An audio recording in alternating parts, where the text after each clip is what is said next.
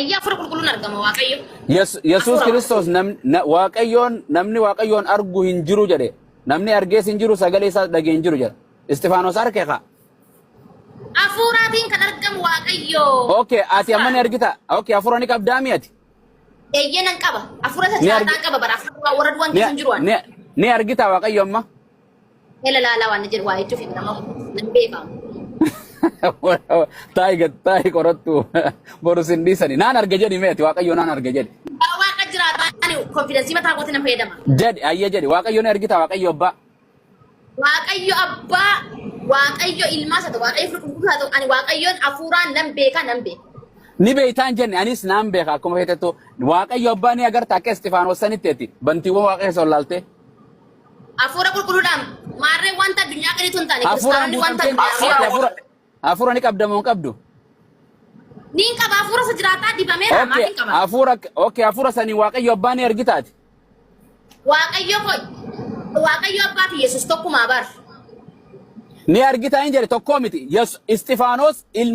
Istifaanos hojii ergamoota boqonnaa 7 lakkoofsa 55 irraan ka 56tti afura qulqulluun guutamee Yesuusis mirga abbaas wal cinaa dhaabbatu lachuutu arge. Ati Waaqayyo abbaa ni argita afura qulqulluun. Ishoo galatoomni Waaqayyo wanti inni argamu karaa hedduun agarta. Tokkoffaan hojiidhaan hin agarta Waaqayyo. Dubbiidhaan hin agarta. Akka keessani karaa tokko lama ija foonii kanaan isaa soldaallee ija afuraati ni agarta qorottu warra taa'i dubbiin arra sa qorottu ni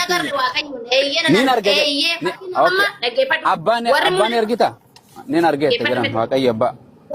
Afurri koo fi afurri abbaa walitti kontaakt ta'ee jira. Maaliif hin agarran afura warra du'an keessa hin jiru. Wangeelli Waaqayyoon akkana jedha iddoo dhokotaa ifnanninis dukkannis ittiin dhaqqabne keessa jira namni ijaan argees hin jiru namni arguus hin jiru jedhe maaf kijibdaati. Dhaggeeffadhu ammallee har'allee barillee warri afura qulqulluuf keessaa hin qabne arguu hin danda'an. Akkas hin jedhu ka hin jedhu afura mee boqonnuma takka afura qulqulluun Waaqayyo abbaa ni argitan jedhu eessa jira. Amma maal argattee das keessaan baay'inaan ergaafatti dubbatame.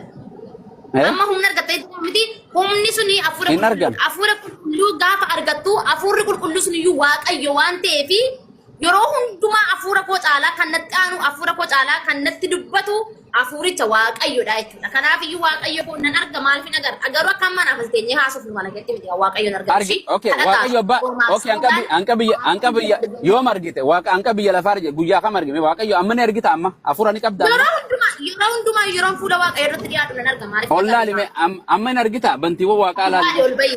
Ati makiinaa kee abai laali. Himbo. Okay, yeah. Galatoom inshallah. Tasgabboytee waan jechuudha akkasii. Mowaz, you want to talk with this lady? In them now. Waan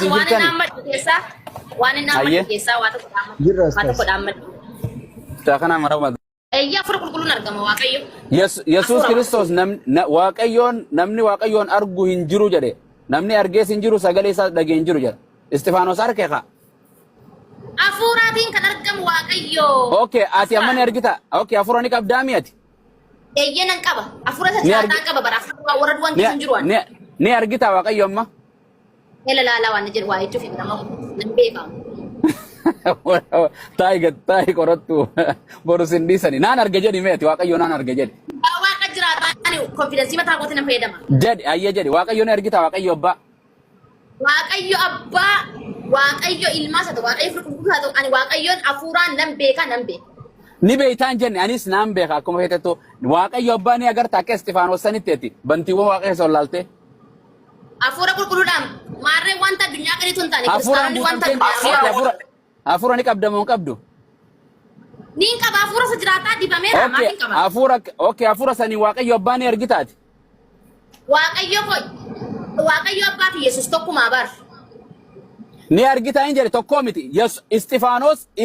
Istifaanos hojii ergamoota boqonnaa 7 lakkoofsa 55 irraan ka 56tti afura qulqulluun guutamee Yesuusis mirga abbaas wal cinaa dhaabbatu lachuutu arge. Ati Waaqayyo abbaa ni argita afura qulqulluun. Ishoo galatoomni Waaqayyo wanti inni argamu karaa hedduun agarta. Tokkoffaan hojiidhaan hin agarta Waaqayyo. Dubbiidhaan hin agarta. Akka keessani karaa tokko lama ija foonii kanaan saasodaalle ija hafuuraati ni agarta qorottu warra ta'i dubbiin arrasa qorottu niin argite abbaan ergita niin argite jiran waaqayyo abbaa afurri koo fi afurri abbaa walitti kontaakte jira maaliif nagarra afura warra du'an keessa hin jiru wangeelli waaqayyoon akkana jedha iddoo dhokotaa ifnanninis dukkannis ittiin dhaqqabne keessa jira namni ijaan argees hin jiru namni arguus hin jiru jedhe maaf kijibdaati dhaggeeffadhu ammallee har'allee barillee warri afura qulqulluuf keessaa hin qabne arguu hin danda'an akkas hin jedhu ka hin jedhu afura mee boqonnuma takka afura qulqulluun waaqayyo abbaan ni argitan jedhu isa jira amma maal argattee tas keessaan baay'inaan ergaafatti dubbatame.